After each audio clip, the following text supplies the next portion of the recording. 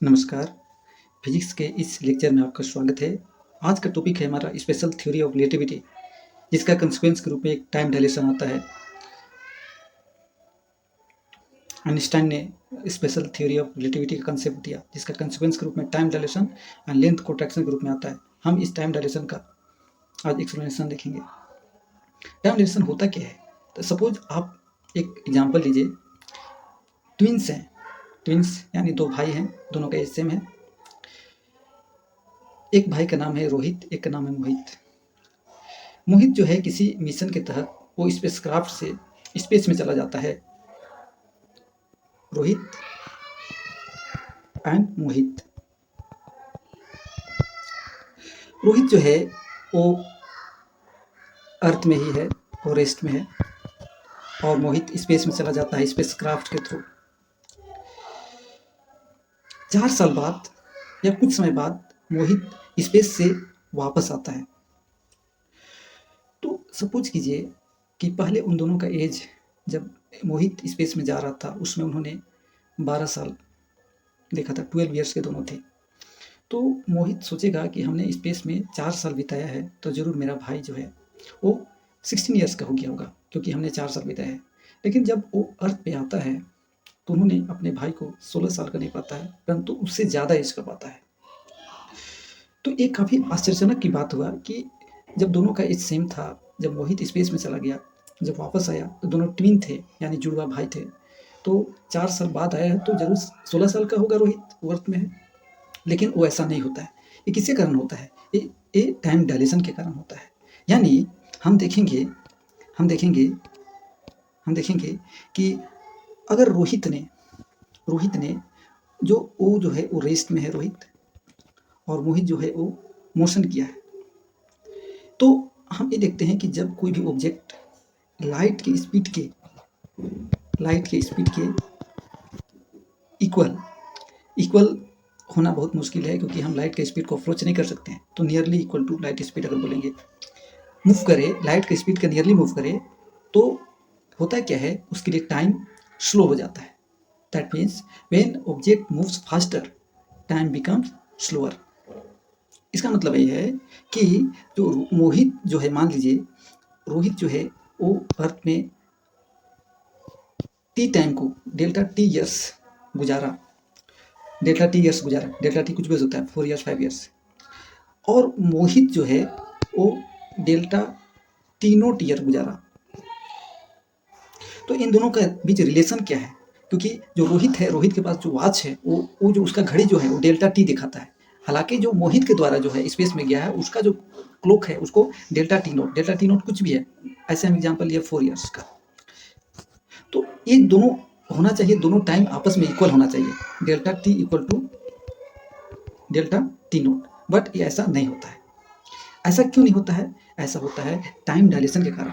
तो इन दोनों का जो टाइम है, टाइम का जो ऑब्जर्व किया है, एक क्लॉक जो स्पेस में है, एक क्लॉक जो है वो अर्थ में है, दोनों के बीच अगर हम रिलेशन देखें तो हम जैसा बताए, delta T time observe by object at the rest, and delta T note is the time observed by object which is moving in space. Speed nearly equal to 0.8 c, मतलब लाइट के speed के equal. ये equal होना चाहिए, but यहाँ पे एक factor आ जाता है, ये इक्वल नहीं होता है। होता क्या है कि इस टर्म को हमको गामा से मल्टीप्लाई करना पड़ता है, तब ये दोनों इक्वल होता है। और गामा का वैल्यू जो होता है, √1/√1 minus v square by C square. तो हम यहाँ पे देख रहे हैं, अगर हम ठीक से देखें तो क्या मेरे पास आया, delta T equal to delta T naught 1 minus √1 minus v square by C square. वास्तव में जो डेल्टा टी नोट है वो स्पेस में जो मोहित गया है वो टाइम को गुजारा है, लेकिन और जो उसका जो ट्विन है जो अर्थ में, वो डेल्टा टी मतलब रेस्ट में वो गुजारा है। दोनों को आपस में इक्वल होना चाहिए। यानी मोहित 4 साल गुजार के आया है, तो उसका भाई जो है ट्विन जो अर्थ में है बैठा हुआ, उसको भी 4 साल गुजारना चाहिए, तो दोनों टाइम इक्वल होना चाहिए। बट ऐसा नहीं हो रहा है, एक फैक्टर से मल्टीप्लाई करना पड़ेगा। वो फैक्टर है गामा फैक्टर। गामा फैक्टर का वैल्यू होता है 1/√1 minus v square by C square. तो ये होता है टाइम डायलेशन। हम इसको इस प्रकार देख सकते हैं एक फिगर के माध्यम से।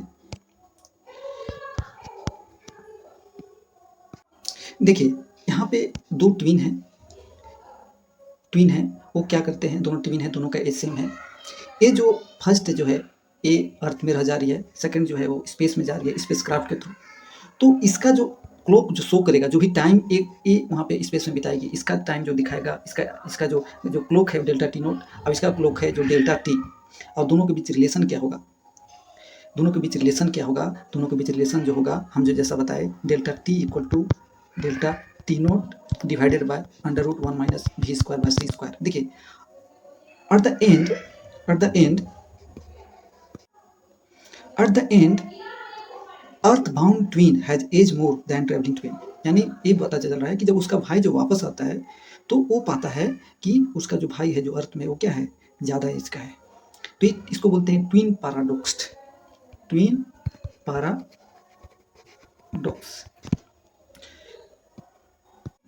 यहाँ पे हम एक देखिए time dilation formula, delta T equal to delta T naught divided by under root 1 minus v square c square, so that time passes slower for a moving observer compared to a stationary one। Here delta t is the time measured by the stationary observer, यानी जो अर्थ में ही रुका हुआ है, जैसे हम जिसको लिए थे रोहित।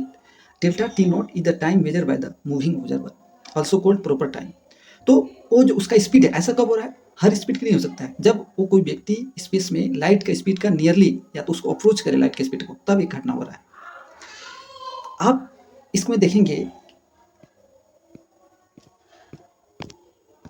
आप इसका लाइव एग्जाम्पल एक देखिए क्या हो रहा है कि मान लीजिए कि रोहित कहाँ है, रोहित है अर्थ में, और उसका ट्विन जो था वो कहाँ था, वो स्पेस में मूव कर रहा है। तो देखिए इफ मान लीजिए स्पेसक्राफ्ट से गया है तो उसका जो स्पीड जो है 0 times the speed of light, मतलब 0.8 सी उसका स्पीड है, उसको हम 0.8 सी मतलब स्पीड ऑफ लाइट का नियरली है। And a clock spacecraft measure 60 second, यानी जो मोहित जो है वो स्पेसक्राफ्ट के द्वारा स्पेस में गया होगा, वो ऐसा मान रहा है कि हमने 60 सेकेंड स्पेस में गुजारा। जब वो वापस आता है तो उसका भाई से पूछता है आपने कितना सेकेंड अनुभव किया, तो बोलता है कि हमने 100 सेकेंड ऑब्जर्व किया। कैसे, देखिए इस फॉर्मूला से, उसका स्पीड कितना है 0.8 सी मतलब लाइट का स्पीड का नियरली, और उन्होंने कितना सेकेंड गुजारा है उसके अनुसार, जो मूव कर रहा है उसके अनुसार 60 सेकेंड। लेकिन जो अर्थ में है रोहित, वो कितना टाइम का अनुभव कर रहा है, वो 60 सेकेंड का अनुभव कर रहा है। कैसे, देखिए हमने क्या बताया, फॉर्मूला क्या बताया, delta T equal to delta T naught under root 1 minus V square by C square. यहाँ पर डेल्टा टी नोट क्या है, जो स्पेस मूव किया है उसका द्वारा टाइम कितना ऑब्जर्व किया गया, उसका जो वाच था, उन्होंने कितना टाइम को ऑब्जर्व किया गया, हमने कितना देर स्पेस में रहा है, तो उन्होंने 60 सेकेंड ऑब्जर्व किया। Under root divided by 1 minus 0.8 C क्या है, उसका स्पीड है, और सी तो लाइट का स्पीड है, इसको हम कैलकुलेट करते हैं तो 60 सेकेंड। ये क्या रहता है, ये time observe by clock at the rest, यानी जो अर्थ में है, जो रोहित जो बैठा हुआ था उसके लिए 60 सेकेंड, जो मूव कर रहा है उसके लिए 7 सेकेंड, और जो अर्थ में बैठा उसके लिए 100 सेकेंड। इसको बोलते हैं टाइम डायलेशन। जब कोई भी ऑब्जेक्ट लाइट के स्पीड को अप्रोच करे यानी स्पेस में मूव करे तो क्या होता है, उसका जो फास्टर मूविंग ऑब्जेक्ट है उसके लिए क्या होता है, टाइम स्लो हो जाता है। इसको बोलते हैं टाइम डायलेशन। दूसरा एग्जाम्पल देखेंगे वो आप ऐसे समझ सकते हैं, हम एक वीडियो के माध्यम से दिखाएंगे आपको कि किस प्रकार, मान लीजिए दो पार्टनर हैं, इन दोनों के बीच कुछ रिलेशन है, ये चाह रहे हैं कि आपस में मैरी करें, लेकिन हो क्या रहा है, कुछ दिन बाद इसका जो ये मेल है पर्सन, ये फीमेल है, मेल को किसी स्पेस मिशन के तहत स्पेसक्राफ्ट से जाना पड़ रहा है स्पेस में, और लाइट की स्पीड से जाता है। वो सोचता है कि हमने इतना साल गुजारा है, अब जाऊंगा तो मेरी जो पार्टनर है वो मेरा इंतज़ार करेंगे, हम जाके मैरी करेंगे। लेकिन होता क्या है, जब वो आता है तो अपना जो पार्टनर को छोड़ के गया था उसको बहुत एज का पाता है, यानी वो बूढ़ी हुई रहती है। इसको हम वीडियो के माध्यम से देखेंगे। तो ये कैसे हो रहा है, एक टाइम डायलेशन के कारण हो रहा है।